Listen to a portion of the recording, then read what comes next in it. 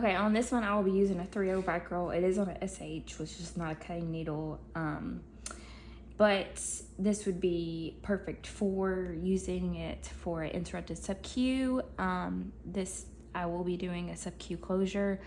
On the paper, it did show, I thought maybe it meant a interrupted sub-Q, so I'm going to do that today. But I'm also going to do a running dermis skin closure because it sounded like it could possibly, you guys wanted that. And whenever you do a sub-Q closure, you don't have to start at any end. You can start in the middle if you wanted to. I'm going to start, on this side, not necessarily towards the edge of the incision, but you just want to make sure you're going through the sub-Q out towards the skin, not through the skin, and just make sure I didn't buttonhole. Grab, pull through, keeping the tail towards you, and then you're going to, I did not buttonhole, did I? No. You're going to go straight across on this. I'm going to evert the skin so I can go down through the dermis to the sub-Q. Pull through, make sure your needle is on your tail side. You don't want to cross them. Pull through. It's a little hard to pull through on this pig's foot. Then when I make sure my needle is in a safe spot, when I double over on my instrument, grab the tail, you're going to keep that tail towards you. And what this does is bury that knot underneath the stitch. You want it to be like that. You don't want it to be on top, because cutting it, you could cut the knot out. Also, it may stick out of the skin. You don't want that to happen. Patients don't like that. And do the same. Crossing over, pulling that tail towards me, and then you can cut, and then you cut right on the skin so you're not leaving any of that tail out. And the skin edge looks good. And that is a simple interrupted sub-Q stitch. And I will also be showing you a running sub-Q or dermis, however it's supposed to be called. I'm going to cut this one out so I can show you that. Grab out this knot.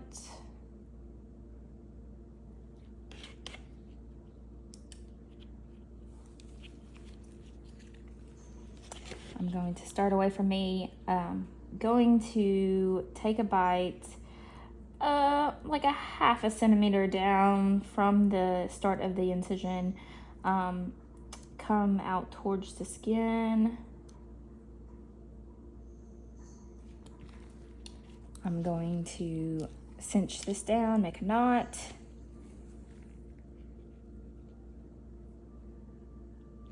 I know I'm using a dyed suture. Unfortunately, I do not have any good running sutures, like a monocryl or a undyed 4.0 Vicryl. So I'm going to be using this 3.0 dyed to run. After I create that knot, cut the tail. You want to cut it down low, pretty much on the knot. That way that tail does not stick out. And then I'm going to come up through the dermis, just right at that skin edge. Get a good bite, and then this can start your run. I'm gonna go either side, getting a good bite, starting at that skin edge. It's a little harder with this tapered needle, not through the skin. Right underneath that dermis, which I did go through the skin.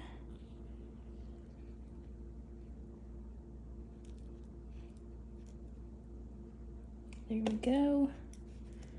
I'm going to pull through, and then on the opposite end, we're going to take a bite right right directly across. So I will be starting my needle on this side right here.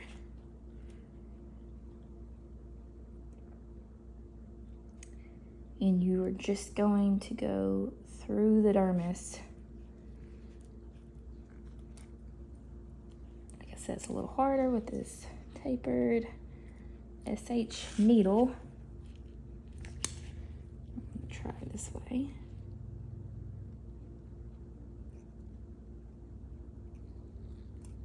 And I don't want to take too big of a bite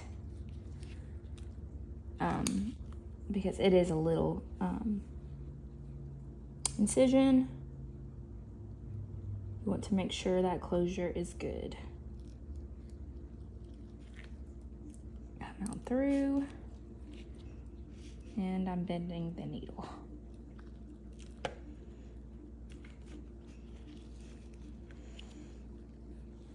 Straight across, that skin edge is great. And of course I bent the needle. So I'm gonna try my best to get through this straight across. Come through, right underneath the skin.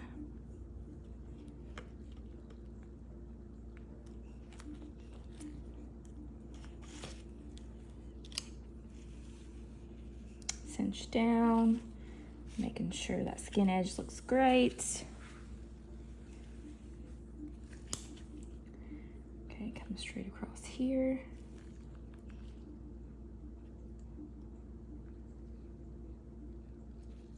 Right underneath the skin. Pull through, should be an even pull. This should not be bunched up at any area. That means you took too big of a bite on one side rather than the other.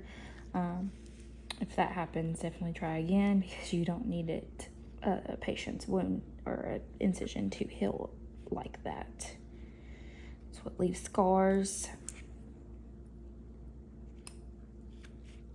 And this needle looks terrible.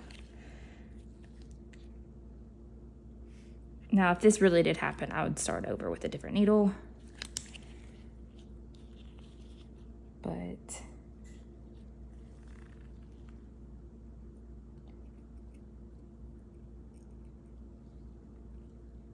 well, first of all, I would not be using a tapered needle on the skin. I'd be using a reverse cutting needle. 4-0 preferably.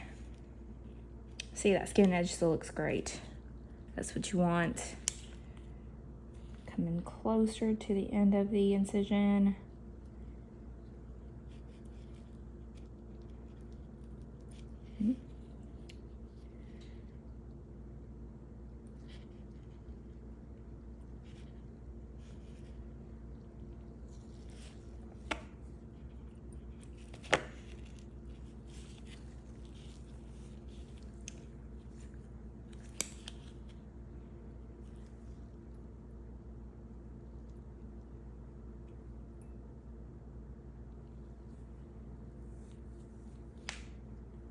Making sure I'm coming out underneath the skin. Right there, I'm going through. Don't want that to happen. Alrighty, one last bite. A little harder to get this last bite with this needle.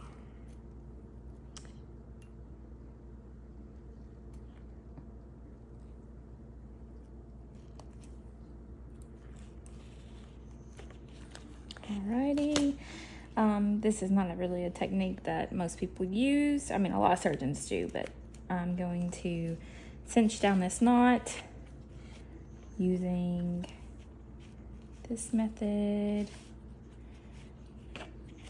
3 times. Have the needle come through. That makes that not without having to cut. I find this method great because if you're cutting a tail, sometimes it's hard to bury that tail once you come out through the skin. So I'm going to take this under. It's easy to grab. You don't want it to, you want it to bury, but you don't want it to cut your suture, because cutting needles will cut your suture if you don't watch out. I will come through. Hopefully that knot will bury right under there and leave that skin edge great. You want to cut right at the skin, not cutting the skin. The skin edge looks great. That knot is buried, which what you want. Then this is called a running dermis skin closure.